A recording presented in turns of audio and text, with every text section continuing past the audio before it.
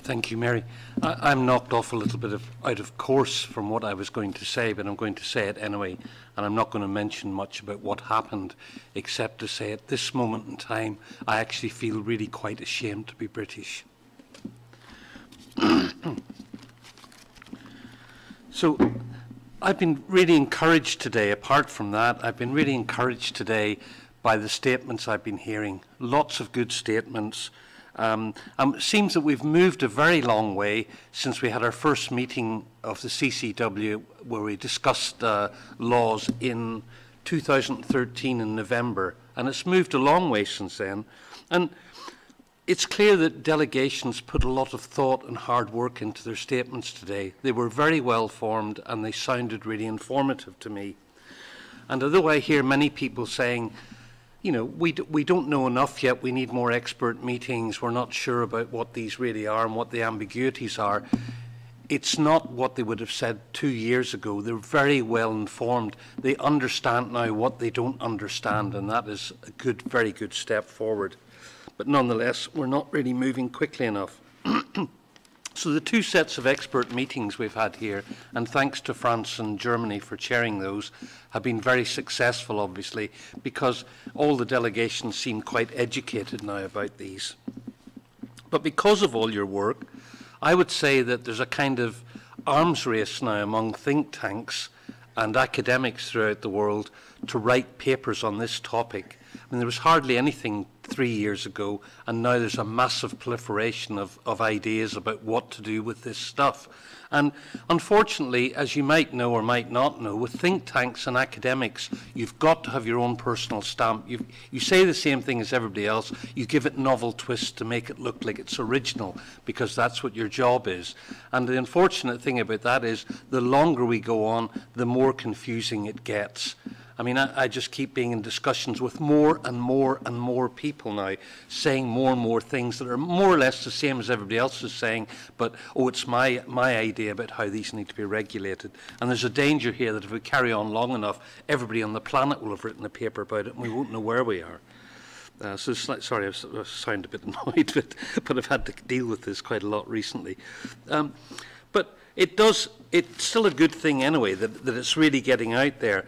But you know, the issues really, right back at the beginning, we talked about compliance, guaranteed compliance with IHL, and it's been very clear over 2 expert meetings, lots of scientists talking, lots of roboticists, that there's general agreement that for this foreseeable future, we're not going to be able to guarantee compliance with IHL.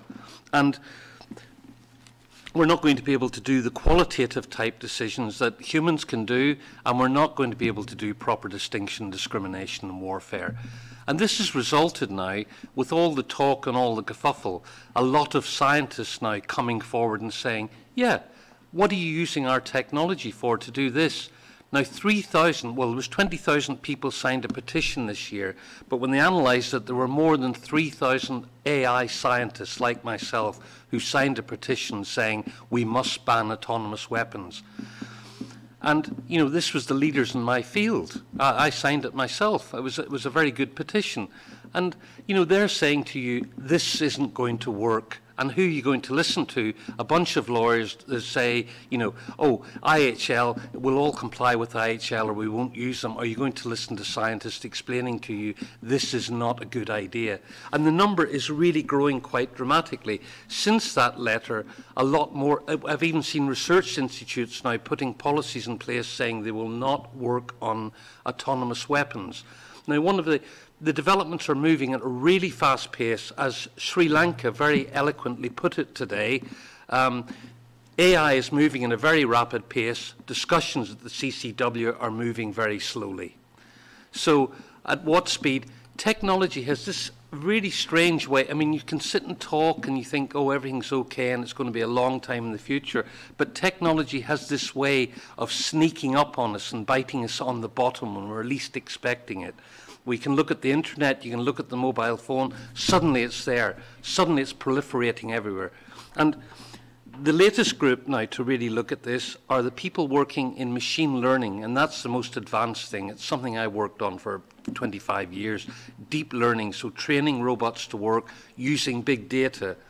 And The head of Google DeepMind that works on this stuff has just called on me and asked me to have meetings about autonomous weapon systems.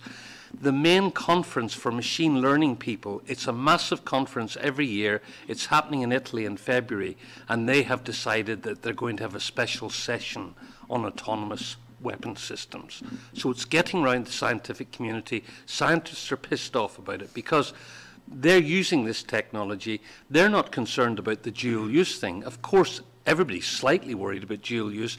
They're not worried that this is going to take their technology away because they understand that you can carry on using this for all the great things you can use it for. But if you're going to target people and kill them, that is not dual use. There's only one use for targeting and killing, and that's for targeting and killing. So I'm not concerned about dual use either. People want to develop this stuff for anything, well, very good. But what this is all pointing to, and what a really concern in my scientific community is, as we move forward, we're seeing autonomous cars, we're seeing robots being used for everything now. There are places in China now that are fully automated for cooking you a fresh burger better than any human can do. They chop up the meat specially for each customer. I don't eat meat, but they chop up the meat specially for each customer in advance, not like McDonald's, and give them a burger. You have one manager in charge of 11 outlets, and they're spreading like crazy. You have robots now mixing cocktails, and in Singapore serving drinks. So this is getting out of hand. And a lot of, I mean, it's all quite good, but a lot of my group now of scientists are coming forward in a big way about too much automation and are looking at the notion of massive unemployment now. That's the big area. So please let's not bring this same idea of full automation into armed conflict. It's a disaster to do, and that looks like where we're heading with it. And none of us in the scientific community really want that. We don't want mass unemployment either, obviously. So, excuse me, I got carried away and lost where I was even going, but I think I've said what I need to say. I'm just going to say at the end is that we've had these great discussions, but I think, you know, there's only so many times and ways you can say the same things. Compliance with IHL, okay? Ethical problems, Martin's Clause, everybody's pretty much accepted all those things. And also the whole idea of international security. We're not going to be in a good place generally on our planet when this proliferates everywhere, which it will do if we don't stop it. And what sort of accidental conflicts will we get into? What sort of reconstruction processes will we have after conflicts? What sort of mess will it leave the whole planet in for security? It's certainly not going to be better. My grandchildren are not going to be having a very good life if we let this carry on. So could I please appeal to you, just personally appeal to you, to deepen these discussions.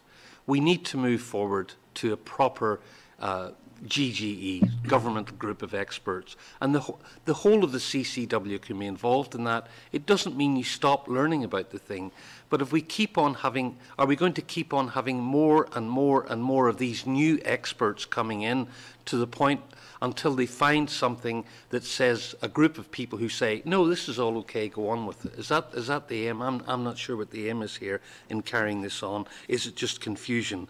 So, oh hell, let's stop there. Okay. Is that enough? Thank you, Noel.